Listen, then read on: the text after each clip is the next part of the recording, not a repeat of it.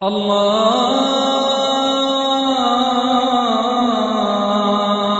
أكبر الله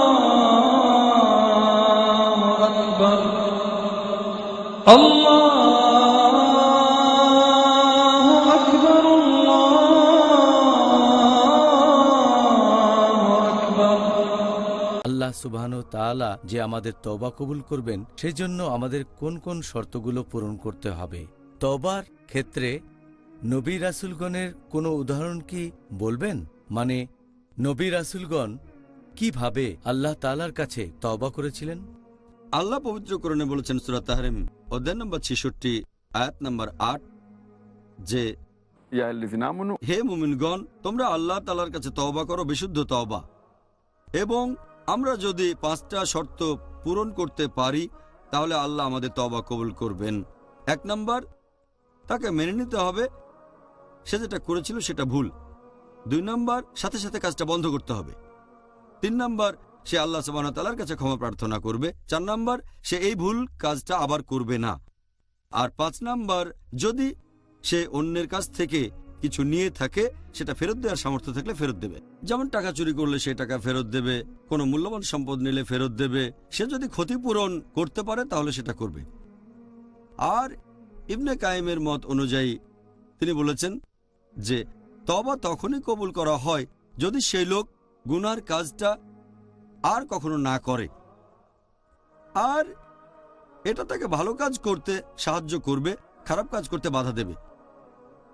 ইমাম আন-নাওয়ীর মতে তিনি বলেছেন কারো তওবা কবুল হতে গেলে তাকে 3টা শর্ত পূরণ করতে হবে। 1 নম্বর, সেই খারাপ কাজটা বন্ধ করতে হবে। 2 নম্বর, ক্ষমা প্রার্থনা করবে। 3 নম্বর, কাজটা আর করা যাবে না। তিনি বলেছেন এখানে 4 নম্বরে আরেকটা শর্ত আছে, যদি কেউ কোনো মানুষের ক্ষতি করে পারলে ক্ষতিপূরণ করবে। আর বিভিন্ন সহিহ হাদিসে এরকম অনেক উদাহরণ আছে যে মানুষ কিভাবে তওবা করেছে। এই সহিহ হাদিসটার উল্লেখ করা হয়েছে সহিহ বুখারীতে, খণ্ড নম্বর 4 আছে বুক অব কাসাসুল আম্বিয়ায়, হাদিস নাম্বার 3470, যে একজন লোক ছিল যে 99টা খুন করেছে। সে ক্ষমা প্রার্থনা করতে চাইল। লোকজনকে জিজ্ঞেস করলো কিভাবে করবে সেটা। তাকে পাঠানো হলো সন্ন্যাসীর কাছে। সেই সন্ন্যাসী বলল, তুমি 99 জন মানুষকে খুন করেছো, তোমার ক্ষমা পাওয়ার কোনো সম্ভাবনা নেই। লোকটা রেগে গিয়ে তখন সেই সন্ন্যাসীকেও মেরে ফেলল। আর তখন তার খুনের সংখ্যা হলো 100।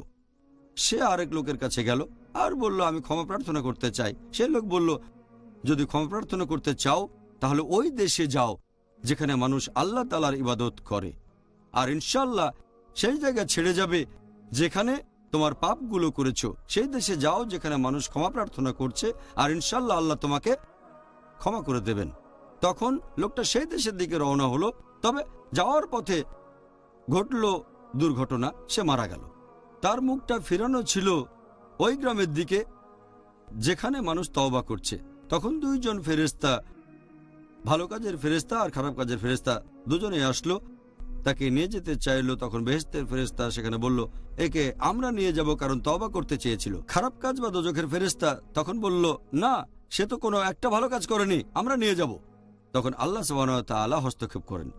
তিনি সেই গ্রামকে বললেন যেখানে লোক অনুশোচনা করছে, গ্রামটা যেন সেই লোকের কাছাকাছি চলে আসে যে খুনগুলো করেছে, আর সে যেখানে এই খারাপ কাজগুলো করেছে সেই জায়গাটাকে বললেন দূরে সরে যেতে। তারপর দূরত্ব মাপার সময় দেখা গেল যে খুনি লোকটা আছে ওই গ্রামের 1 বিঘত কাছাকাছি যেখানে মানুষ তওবা করছে। তখন আল্লাহ সেই লোককে বেহেশতে পাঠিয়ে দিলেন। এটা হলো একটা উদাহরণ। লোকটা 100 জনকে খুন করে তওবা করতে চাইল, শুধুমাত্র তওবার নিয়ত, আর সেই গ্রামের দিকে যাচ্ছিল। এই হাদিসের আরেকটা ভার্সন বলছে মৃত্যুর সময় নিজেকে সেই দিকে ঠেলে দিল যে জায়গায় যেদিকে গেলে সে ক্ষমা পেতে পারে। এখানে আমরা দেখছি শুধু তওবা করার, অনুশোচনা করার নিয়ত ছিল বলে আল্লাহ তাকে ক্ষমা করেছেন। এরকম আরেকটা হাদিস আছে সহিহ মুসলিমে, খণ্ড নম্বর 3 বুক অব হুদুদ, হাদিস নম্বর 4207, যে জোহাইনা গোত্রের একজন মহিলা যে ব্যভিচার করেছিল, সে নবীর কাছে আসলো। তখন সে গর্ভবতী। সেই মহিলা নবীর কাছে এসে বলল যে আমি এই গুনার কাজ করেছি, আমাকে শাস্তি দিন। নবী তখন মহিলার অভিভাবককে বললেন, সন্তানের জন্ম হওয়া পর্যন্ত তুমি এই মহিলার যত্ন নাও, তারপরে তাকে আমার কাছে নিয়ে এসো। অভিভাবক সেই মহিলার যত্ন নিল, তারপর মহিলা এক সন্তানের জন্ম দিল, মহিলাকে আনা হলো। তখন নবী বললেন, যেহেতু ব্যভিচার করেছে সেজন্য তাকে মৃত্যুদণ্ড দেওয়া হবে। তখন সেই মহিলাকে বলা হলো তার পরনের কাপড় দিয়ে নিজেকে জড়িয়ে নিতে। তারপর লোকজন পাথর ছুঁড়ে তাকে মেরে ফেলল। লাশ নিয়ে যাওয়ার পরে নবী তার জন্য দোয়া করলেন। তখন উমর রাদিয়াল্লাহু আনহু বললেন, হে রাসূল, আপনি ব্যভিচার করা মহিলার জন্য দোয়া করছেন? নবী বললেন, এই মহিলা যেভাবে তওবা করেছে, এই তওবার পরিমাণ মদিনার 70 জনের মধ্যে ভাগ করে দিলেও প্রত্যেকেই বেহেশতে যেত।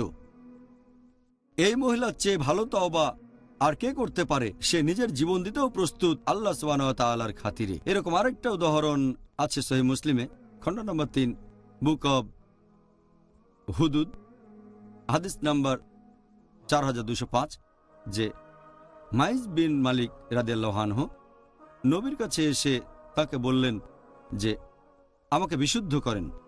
নবী বললেন, ধিক তোমাকে, আল্লাহ সুবহানাহু ওয়া তাআলার কাছে ক্ষমা প্রার্থনা করো আর তওবা করো। মাইজ বিন মালিক ফিরে গিয়ে আবার আসলেন আর বললেন, হে রাসূল, আমাকে ক্ষমা করুন। নবী বললেন, ধিক তোমাকে, আল্লাহ সুবহানাহু ওয়া তাআলার কাছে ক্ষমা প্রার্থনা করো আর তওবা করো। তিনি ফিরে গেলেন, তারপর আবার আসলেন, হে আল্লাহর রাসূল, আমাকে বিশুদ্ধ করুন। নবী বললেন, এখান থেকে চলে যাও, তুমি ক্ষমা প্রার্থনা করো, আল্লাহ তাআলার কাছে ক্ষমা প্রার্থনা করো। চতুর্থবার মতো এসে তিনি নবীকে বললেন, আমাকে ক্ষমা করুন। নবী তখন বললেন, কিসের থেকে? তখন মাইজ রাদিয়াল্লাহু আনহু বললেন যে ব্যভিচার থেকে। নবী বললেন, তুমি কি পাগল? মাথা খারাপ হয়ে গেছে? তখন মাইজ বললেন, না, পাগল হয়ে যায়নি। নবী তখন বললেন, তুমি কি মাতাল? মদ পান করেছো নাকি অ্যালকোহল পান করেছো? তখন আশেপাশের লোকজন মুখ থেকে গন্ধ নিল আর বলল, না রাসূল, সে মদ পান করেনি। নবী বললেন, তুমি সত্যি ব্যভিচার করেছো? মাইজ বললেন, হ্যাঁ করেছি, যে গুনাহ করেছি সেজন্য আমি শাস্তি পেতে চাই। তখন নবী মুহাম্মদ সাল্লাল্লাহু আলাইহি ওয়াসাল্লাম লোকজনকে বললেন তাকে পাথর মারতে। তাকে পাথর ছুঁড়ে মারা হলো এবং মৃত্যুর পরে সাহাবীগণের মধ্যে একটা ব্যাপারে মতভেদ দেখা দিল। একদল বলতে লাগলো যে মাইজ মুক্তি পায়নি, তার মানে আল্লাহ তাআলা তাকে ক্ষমা করেননি। আরেক দল তখন বলতে লাগলো যে আল্লাহ সুবহানাহু ওয়া তাআলা মাইজের তওবা কবুল করেছেন, তার অনুশোচনা কবুল করেছেন, ইনশাআল্লাহ সে বেহেশতে যাবে। 2-3 দিন লোকে বলাবলি করলো। তখন নবী মুহাম্মদ সাল্লাল্লাহু আলাইহি ওয়াসাল্লাম আসলেন আর সাহাবীগণকে বললেন মাইজ ইবনে মালিকের জন্য দোয়া করতে, কারণ সে তার পাপের জন্য তওবা করেছে। আর যদি তার তওবার পরিমাণ অনেকের মধ্যে ভাগ করে দাও, সেটা সবার বেহেশতে যাওয়ার জন্য যথেষ্ট। তাহলে দেখতে পাচ্ছেন, লোকজন অনেক গুরুতর পাপ করেছিল কিন্তু তওবা করেছে, আর এ কারণে মরার জন্য তারা প্রস্তুত ছিল, কারণ দুজনেই ভালো করে জানতো যে ব্যভিচার করলে শাস্তি মৃত্যুদণ্ড, পাথর ছুঁড়ে মৃত্যু। এখানে তাদের উঁচু স্তরে তাকওয়া দেখতে পাচ্ছেন, একেবারে বিশুদ্ধ তাকওয়া। তারা আল্লাহর কাছে ক্ষমা চেয়েছে আর আল্লাহ ক্ষমা করেছে। খুব সুন্দর। আপনি নবী মুহাম্মদ সাল্লাল্লাহু আলাইহি ওয়াসাল্লামের সাহাবীগণের জীবনী থেকে সুন্দর কিছু উদাহরণ দিলেন। আল্লাহু আল্লাহু আল্লাহ।